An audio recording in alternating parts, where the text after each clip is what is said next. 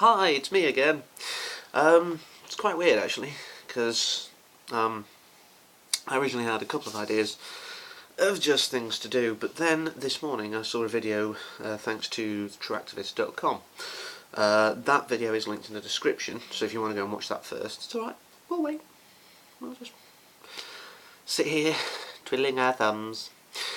But obviously if you've already seen it, then I shall continue onwards for you. So if you want to watch it later, I'll give you a brief overview. So it's American school, and basically a student gets kind of fed up of just receiving handouts rather than really being taught, in the proper sense of a teacher standing there and giving you information and engaging with the students. So actually asked to leave. Sorry, my lovely pocket there. So it was asked to leave,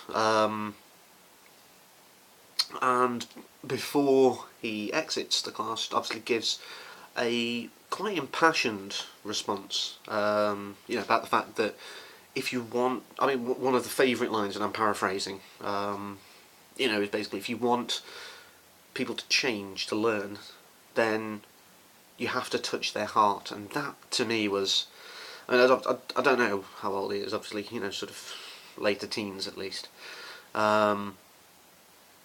but that to me is almost the crux of teaching in the proper sense, and I was just blown away. So well done, not only for standing up for your beliefs, but also for standing up for effectively your fellow students. I'm sure locally and nationally, and probably even internationally. Because I think most of us who have been through the education system, at least, can think of one teacher who was a bit kind of, there you go, there you go, there you go, a bit sort of disinterested, and some that perhaps even took it even to a higher level and perhaps were a bit patronising. Maybe not through an intent necessarily on their part, let's be fair, but perhaps just through a lack of care. In the video, and there is a comment on the Tractivist website that's kind of saying she's just sitting there going, effectively, get out, not engaging with him, not responding, and to me that kind of does almost validate his points quite well. If there was a really good reason as to why it was done that way, then surely the first thing she would do is actually, say, well, actually, it's because of this.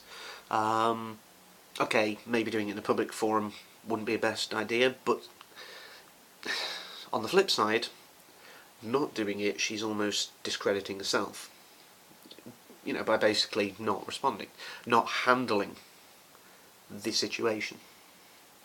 It's like with anything, any positions of authority have got to be seen to be worthy, I suppose, of that authority.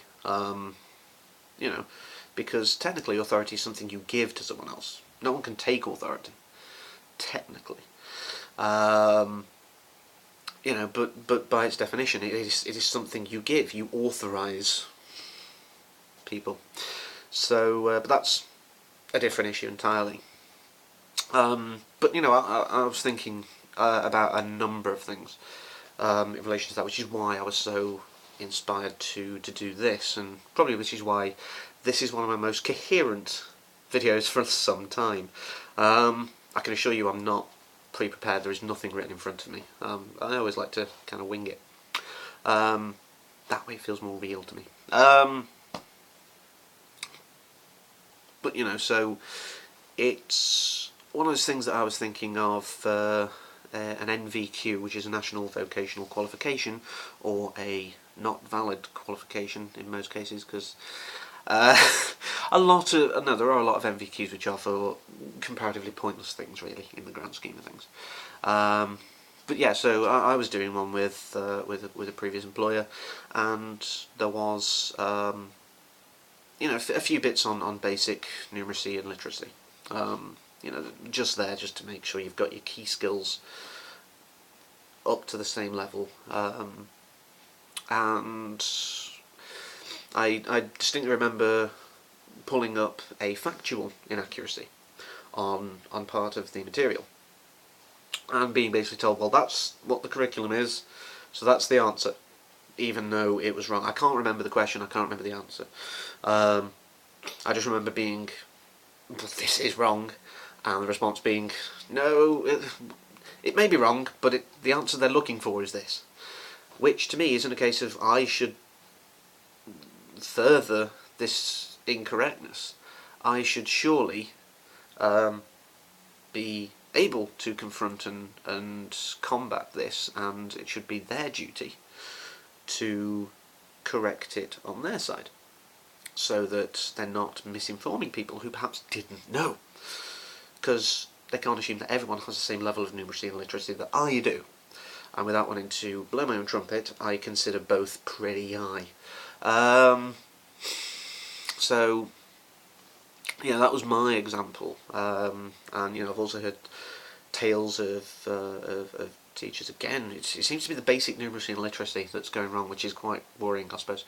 Of basically teachers being very patronising and just like, well, this is this, and that is that, and that. No, that doesn't engage anyone. The main ways I have learned is through people caring, is through passion, is through human interaction. I pick things up like most people from the internet as well. I look at this, these sources of information, and I take those in. But also, as I say, someone give me this information knowledgeably, passionately, humanly.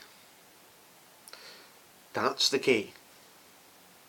So I suppose this is a bit of a call because through something I've heard, I haven't verified it yet. So, but as I say, based on the information I know, these academies that are starting to form in Britain,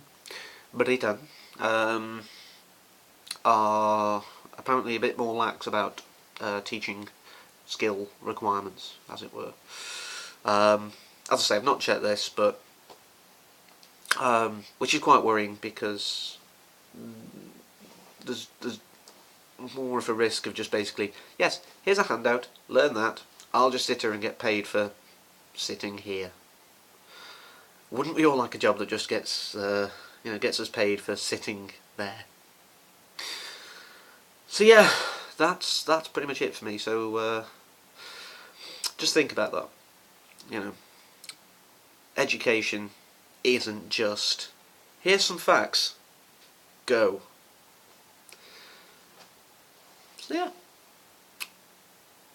take it easy, take care of each other, and I will see you next time.